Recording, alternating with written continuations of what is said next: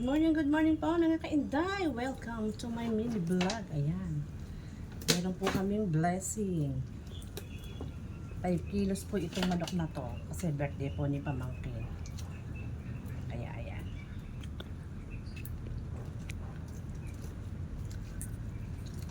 Ayan, magigisa muna po kami. Luya muna po ang inula ko.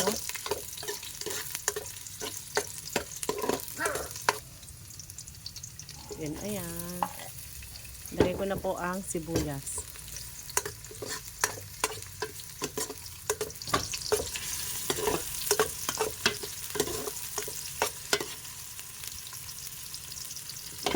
Ayan, ilagay ko na po ang papaya. Igigisa ko muna pong mabuti yung papaya hanggang sa maluto siya. Kasi yung pong manok ay na-pressure cooker ko na. Kasi medyo bata.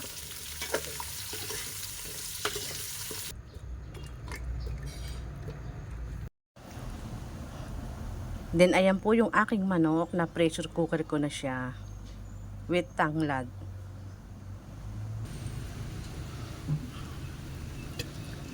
Hulo ko na po ang manok.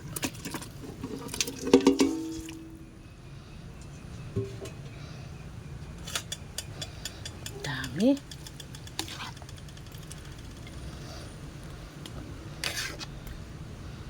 Yan, pasubuhin lang po natin ng mga 10 seconds at okay na po siya kasi yung pong manok naman ay luto na dahil na pressure cooker ko na po siya.